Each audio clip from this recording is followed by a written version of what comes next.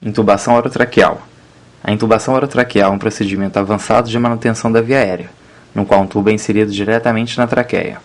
É indicada em qualquer situação que exige controle definitivo da via aérea, como, por exemplo, incapacidade de proteção da via aérea por perda dos reflexos protetores, como na escala de Como de Glasgow menor ou igual a 8, parada respiratória ou cardíaca, ineficácia do socorrista em ventilar adequadamente um paciente inconsciente com bolsa-válvula-máscara, presença ou iminência de obstrução da via aérea, como por exemplo, lesão por inalação e anafilaxia, insuficiência respiratória, como no edema agudo de pulmão, asma grave, exacerbação da DPOC, tórax instável grave, contusão pulmonar, e quando suporte ventilatório prolongado for necessário.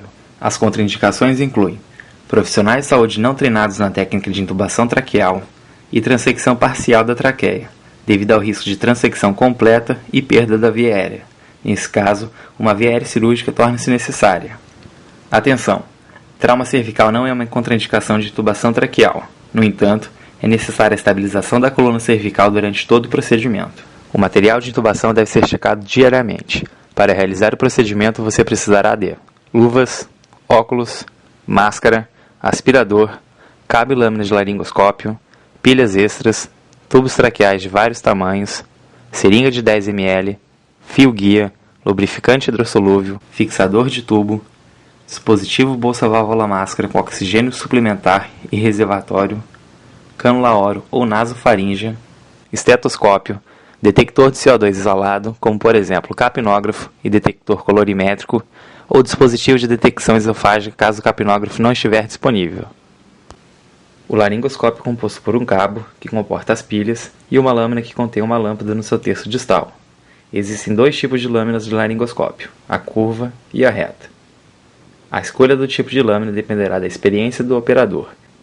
Se você não estiver certo quanto ao tamanho correto, é melhor selecionar uma que seja longo bastante do que uma curta demais.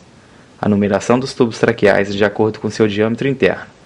Para mulheres adultas, tubos de 7 a 8 mm de diâmetro interno geralmente são suficientes, enquanto para homens adultos, 8 a 8,5 mm de diâmetro interno. Sempre tenha um tubo 7,5 à disposição. Antes de iniciar a intubação, certifique-se que todo o material esteja de fácil acesso e funcionando. Insufle o cuff e verifique se não há vazamento. Insira o fio guia no tubo, garantindo que sua ponta esteja retraída pelo menos 1 cm do olho de Murphy, para evitar trauma da via aérea. Dobre a extremidade proximal do fio guia, de modo a impedir que o fio guia deslize para dentro do tubo. Molde o tubo em forma de um bastão de hóquei ou de uma vírgula para facilitar a intubação em caso de uma laringe anteriorizada. Certifique-se que o aspirador esteja de fácil acesso e a luz do laringoscópio funcionando. Se não houver contraindicação, coloque a cabeça do paciente na posição olfativa, através de um coxim occipital suficiente para elevar a cabeça cerca de 8 a 10 cm. Este posicionamento permite o alinhamento dos eixos oral, faríngeo e laríngeo, facilitando a visualização das cordas vocais. Observando o paciente de lado, quando o meato acústico externo está alinhado com o externo, o paciente geralmente está bem posicionado. Nos pacientes obesos, é aconselhável associar um coxim interescapular. Quando possível, pré-oxigênio o paciente com dispositivo bolsa-válvula-máscara conectado a uma fonte de oxigênio a 100% e fluxo máximo por pelo menos 3 minutos. Na parada cardiorrespiratória não há indicação de pré-oxigenação. Se presentes, remova as dentaduras imediatamente antes da laringoscopia, assim como a cânula orofaríngea. Em muitas situações, a sedação e o bloqueio neuromuscular tornam-se necessários para facilitar a intubação. Na parada cardiorrespiratória não é necessário. Com equipamento de proteção individual, segure o laringoscópio com a mão esquerda e introduza a lâmina pelo canto direito da boca do paciente, jogando a língua para a esquerda. Avance a lâmina até localizar a epiglote.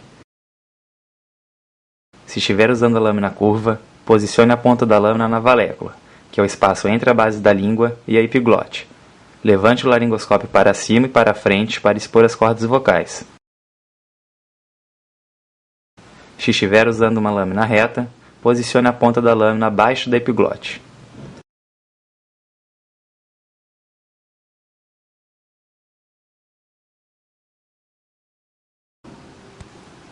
Cuidado para não encostar a lâmina nos dentes do paciente e nunca faça movimento em alavanca, pois poderá quebrá-los ou lesar a gengiva.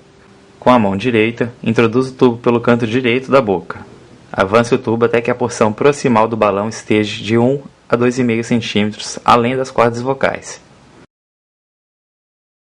De forma geral, a profundidade do tubo deve estar entre 19 a 23 cm em relação aos dentes incisivos frontais, uma média de 22 cm.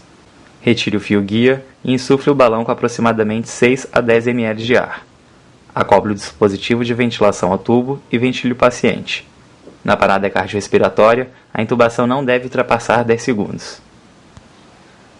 Confirme o correto posicionamento do tubo auscultando primeiro o epigastro, que deve estar silencioso, e depois ambos os hemitóricos na linha hemiclavicular e axilar média. Observe se há expansão plena bilateralmente com a ventilação. Use um detector de CO2 isolado, como o capnógrafo, para certificar-se do correto posicionamento. Se não estiver disponível, use um dispositivo de detecção esofágica. Uma vez confirmada a posição, fixe o tubo com fixador comercial ou fita adesiva. Na parada cardiorrespiratória, quando o paciente estiver com uma via aérea avançada, ou seja, com um tubo traqueal, uma máscara laríngea ou um combi-tubo, ventile-o com uma frequência de 8 a 10 ventilações por minuto, ou seja, uma ventilação a cada 6 a 8 segundos, de forma assincrônica com as compressões torácicas. Vantagens da intubação traqueal: mantém aberta a via aérea, garante fornecimento de altas concentrações de oxigênio, permite a aspiração da traqueia, fornece acesso para a administração de algumas drogas, reduz o risco de broncoaspiração e permite ventilar o paciente sem a necessidade de interromper as compressões torácicas durante a reanimação. Apresenta como desvantagens interromper as compressões torácicas para a realização do procedimento. Durante a parada cardiorrespiratória, o ideal é que a intubação seja realizada em até 10 segundos e exige treinamento e experiência. Se os murmúrios vesiculares estiverem ausentes bilateralmente após a intubação e ruídos sejam auscultados no epigastro, considere que houve intubação esofágica. Nesse caso, desinsufle o balão, retire o tubo e oxigene o paciente antes de tentar nova intubação. Se após a intubação os murmúrios vesiculares estiverem diminuídos à esquerda, porém presentes à direita, considere que houve intubação do bronco principal direito. A intubação seletiva é mais frequente no bronco principal direito devido ao ângulo mais aberto entre ele e a traqueia, o que facilita a migração do tubo nessa direção. Nesse caso, desinsufle o balão, puxe ligeiramente o tubo, reinsufle o balão e ausculte novamente.